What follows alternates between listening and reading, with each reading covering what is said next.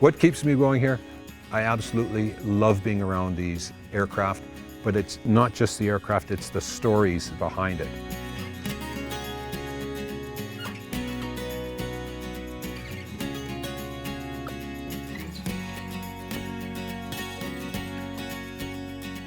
My father was a pilot, so I was indoctrinated into the aviation world quite early.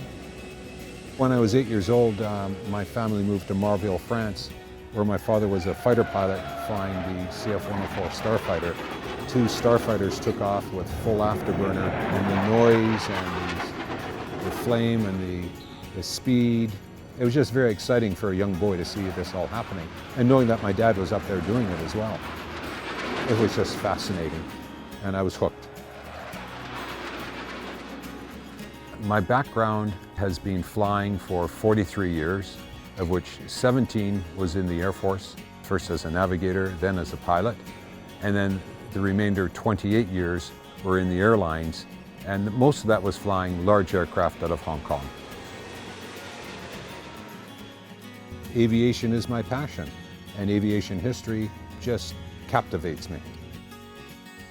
The stories of aviation I just find so interesting.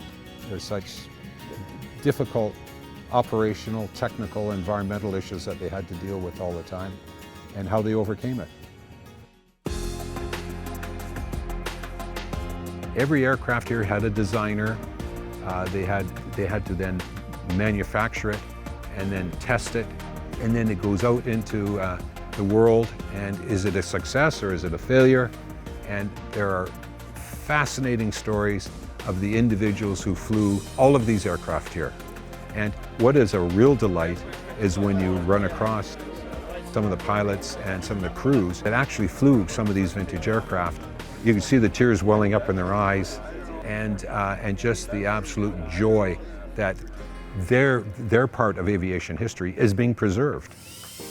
Currently, we're restoring a Avro Lancaster, and we have a very dedicated, enthusiastic group of restorers who hopefully within the next 2 or 3 years will have that out on static display. As a pilot, you know, I always say, look, I can fly them and I can break them, but I can't fix them.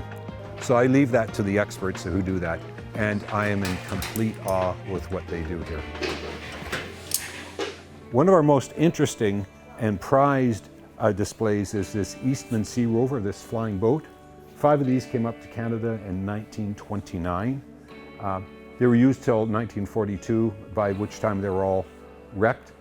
We found this in a barn in Duncan, BC, and it is the only surviving Eastman Sea Rover in the world. And this is a prized possession of the museum here. I love volunteering here at the BC Aviation Museum. It's very rewarding. It's not just about displaying these old aircraft, it's about the stories of those who flew them, the jobs that they did, those who they saved, the fires that they put out, and all those many, many stories. We also have the facility to educate, so we get lots of children coming in, and it's wonderful to introduce them to their first experience of aviation. There's a lot of things that they can do here, but the important thing is the kids can get their hands on, and they just love that. I'm sometimes asked, what's it like to fly an aircraft? You are in control of, well, your own future, in this case, because it's life and death, really. And it's exhilarating to come down and do a safe landing all at the end of it. And I never lost that fascination. It's completely addictive. I never got tired of that. Even after 43 years of flying, it was still an absolute thrill. It was mind-expanding to the point where you just get hooked on it. Often I'd ask myself, what's making this work? You know, because it's sure working for me.